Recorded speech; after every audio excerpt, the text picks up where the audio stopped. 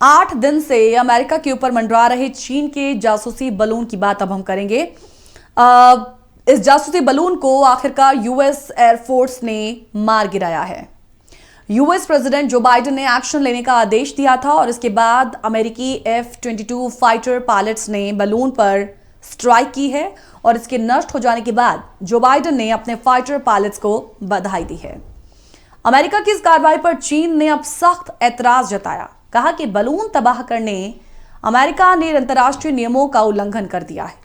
America ये ना भूले कि हमारे पास भी कार्रवाई का एक राइट है और हम जरूरी एक्शन ले सकते हैं। चलिए सबसे पहले आपको ग्राफिक्स के माध्यम से बताते हैं वो दो बड़े स्टेटमेंट, उन दो बड़े बयानों से रूबरू आपको करवाते हैं जो अमेरिकी एक्शन के बाद सामने आए हैं।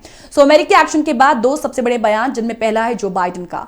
जो बाइडेन कहते हैं कि बलून को तबाह करने में हम सफल रहे हैं और मैं इस मिशन को पूरा करने वाले पायलट्स को बधाई देता हूं। और इस बयान के आने के बाद चीन की ओर से भी बयान आता है और क्या कहा जाता है, चीन कहता है कि अमेरिका ने अंतर्राष्ट्रीय नियमों का उल्लंघन किया है और हमारे पास भी कार्रवाई का एक बहुत बड़ा राइट है और हम जरूरी एक्शन ले सकते हैं। तो ये दो बड़े बयान है। अब इन बयानों को समझने, इन बयानों के मायनों को भी समझना जरूरी है। तो अब हम आपको सिलसिलेवार ढंग से समझाते हैं कि जो पूरा मामला है वो किस तरीके का है, जिसमें कुछ अहम सवाल है कि अमेरिका में कब कब कहां नजर आया ये बलून, क्योंकि यूएस के बाद ये लैटिन अमेरिका में भी नजर आया था। कोट ये भी रहेगा कि बलून एपिसोड का जो असर है अभी फिलहाल किस तरीके से देखने को मिल रहा है। कोट ये भी रहेगा कि चीन ने अमेरिका को आखिर जवाब किस तरीके से दिया है और बाइडेन के आदेश पर क्या वाकई इस बलून को नष्ट किया गया था। जहां तक हमारा पहला ये कोट था कि अमेरिका में कब कब कहां नजर आया ये बलून, तो यहां आपको बताना चाहेंगे कि बलून को 28 जनवरी को सबसे पहले अमेरिकी एयरपोर्ट जोन में दाखिल होते हुए देखा गया था और इसके बाद इसकी चर्चाएं छिड़ गई थी। 3 फरवरी को मोंटाना क्षेत्र में यह उड़ता हुआ दिखा और यह अमेरिका का एक न्यूक्लियर मिसाइल क्षेत्र कहा जाता है।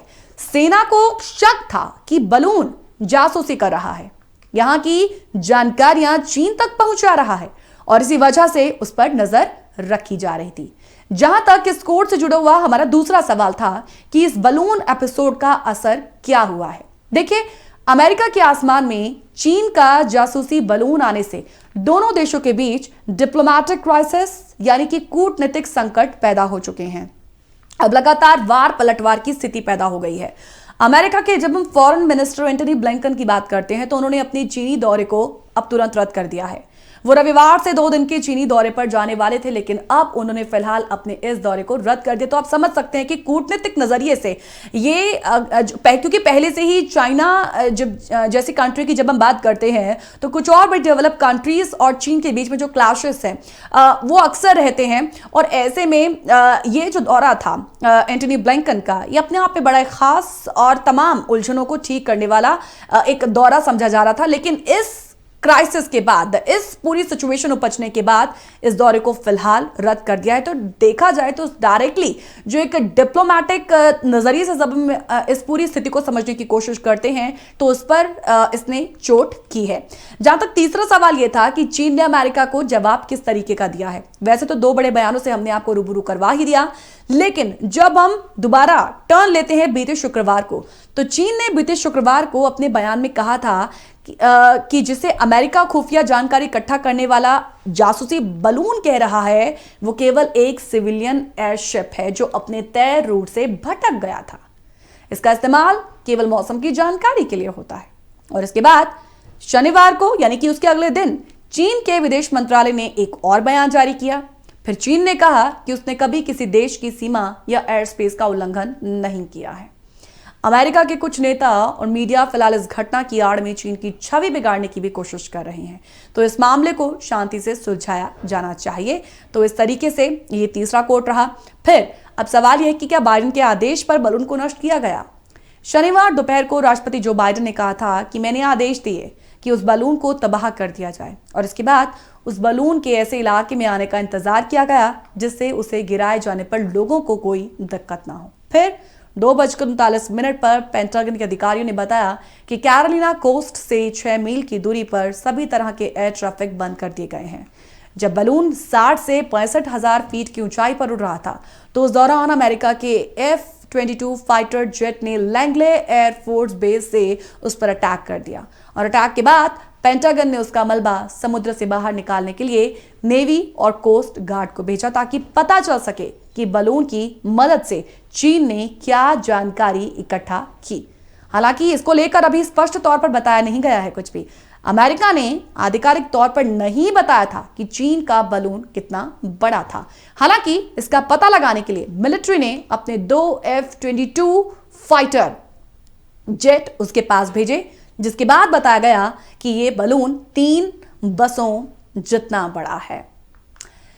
CIA के पूर्व अधिकारी माइकल पी मुलरो का कहना है कि गुब्बारा ऐसा कुछ करने में सक्षम नहीं है जो कोई और साधन जैसे कि सैटेलाइट पहले से ही नहीं कर रहे हैं।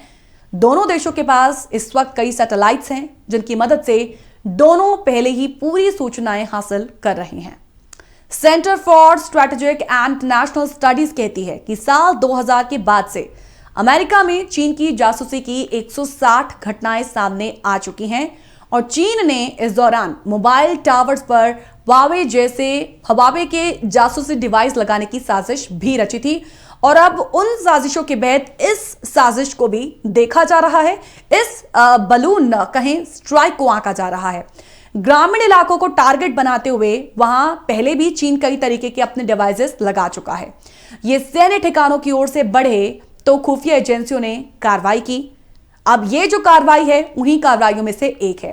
अमेरिकी रक्षा विभाग ने फिलहाल फिलीपींस में सैनिक अड्डे बढ़ाने का एक फैसला किया है और रक्षा विशेषज्ञों का मानना है कि वो जो एक फैसला लिया गया है कहीं ना कहीं चीनी सेना उसी से ही एग्रेशन में है और यही वजह है कि चीनी सेना को घेरने और ताइवान पर हमले की स्थिति में इस वक्त एक्शन पर ये अमेरिका की ओर से एक्शन जरूरी था, लेकिन अब इस एक्शन से चीन जो है वो बौखलाहट में है। इससे पहले अमेरिका सहित दुनिया में चीन ने ऐसे थाने बनाए हैं जो अपने नागरिकों की जासूसी कर रहे हैं और ये जो बलून जो स्पाई बलून जिसे कहा जा रहा है जो 8 दिनों में काफी ज्यादा सुर्खियों में रहा है, ये उन्हीं में से एक है।